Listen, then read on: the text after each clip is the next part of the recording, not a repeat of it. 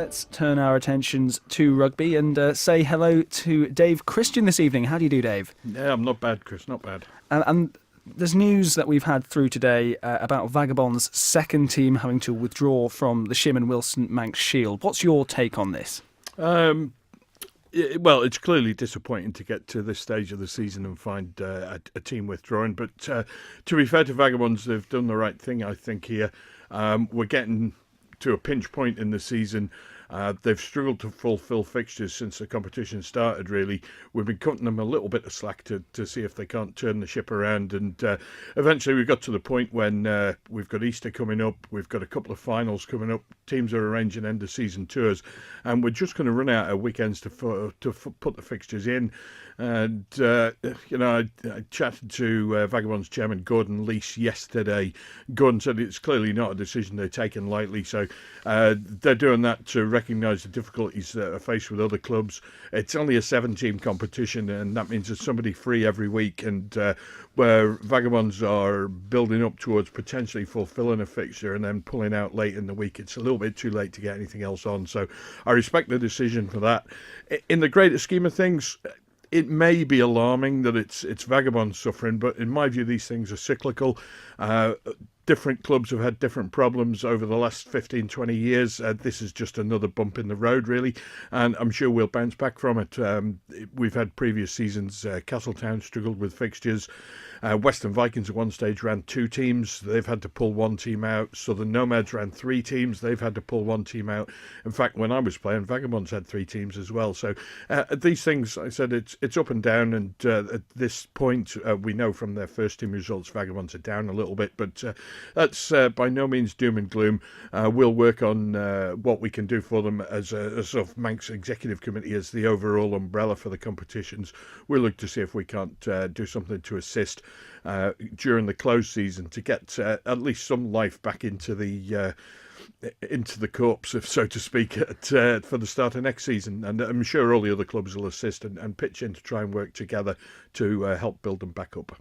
But it is disappointing from a Vagabond's perspective, but I think they've made the right decision in terms of they've said it was a reluctant decision to make, but in terms of fairness to other clubs, to the referees and to the organising committee, ultimately I take it the right decision has been made. We can only speculate on whether it's the right decision. As the competition organiser, from my perspective, it is absolutely the right decision. Whether or not everybody at Vagabonds agrees with that is a different kettle of fish altogether. But given that they couldn't give me an absolute commitment to fulfilling their remaining 6 fixtures, which is what I was asking for, then on balance, it's clearly the right decision at this time of year. Obviously, if they come with a problem at the start of the year, then that's a different kettle of fish, and we can try and work with them to overcome that and schedule fixtures when they're much more confident of getting them on. But towards the end, when everybody's galloping towards that final hurdle, it's very difficult, and we'll end up playing at thick end of TT week, and clearly nobody wants that. Everybody wants to get it done and dusted as soon as possible. So fair play to Vagabonds. I salute them for that. Oh, well, it does mean Vagabonds B against Castletown in the Shim and Wilson Manx Shield is off tomorrow. That's been postponed. It leaves Emerging Nomads against Douglas Celts. What can you tell us about this fixture?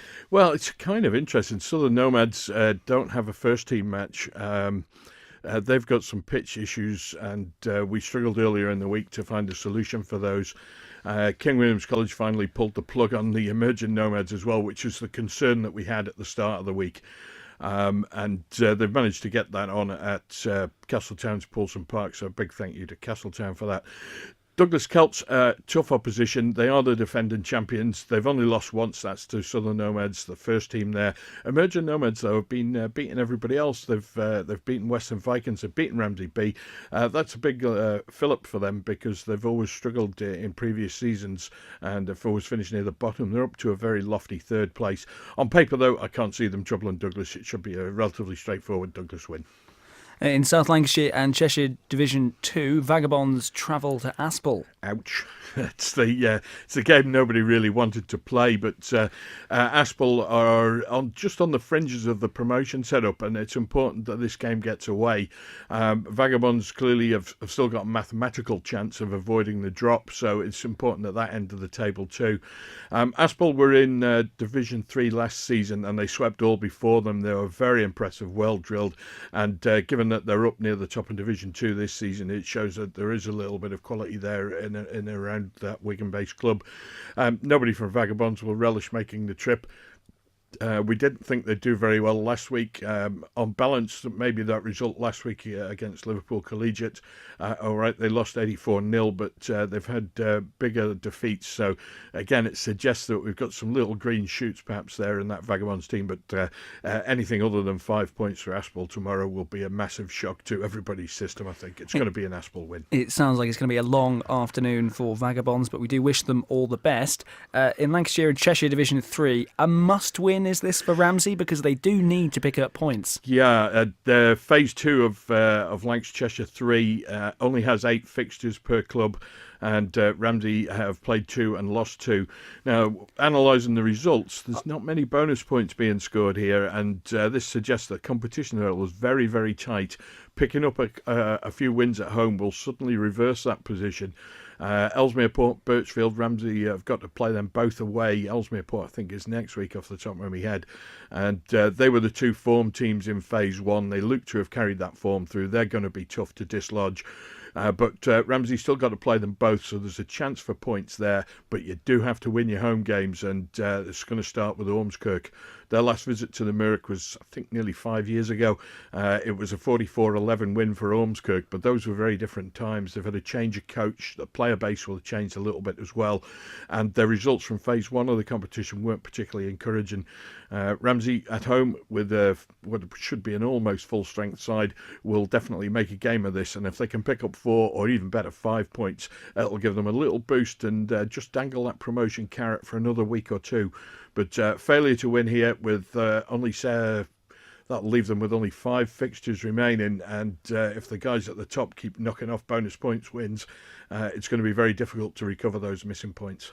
It will be an uphill battle if they don't win tomorrow against Ormskirk in Lancashire and Cheshire Division 3. If I had to put you on the spot, which I am going to do, so prepare for it, who would you single out for being the favourite for promotion?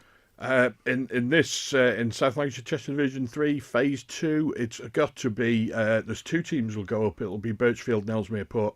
They were the quality operators from Phase 1. As I said, they've carried that form through. Ramsey will need to pick off a win at one of those 2 away, at least one of those 2 away, possibly both. But losing away at Parkonians and Mossley Hill has put a big dent in it, because that Parkonians game should have been there for the taking. They lost by 10 points in the end with what was a very understrength side. If they'd taken the full side away, I'm pretty certain they'd have picked up a win there, and we'd be looking at a very different equation altogether. But it's going to be necessary to pick up points on the road. They lost narrowly to Ellesmere Port at the end of Phase 1. That was a 10-pointer as well, 37-27. So they clearly can score points against the better sides.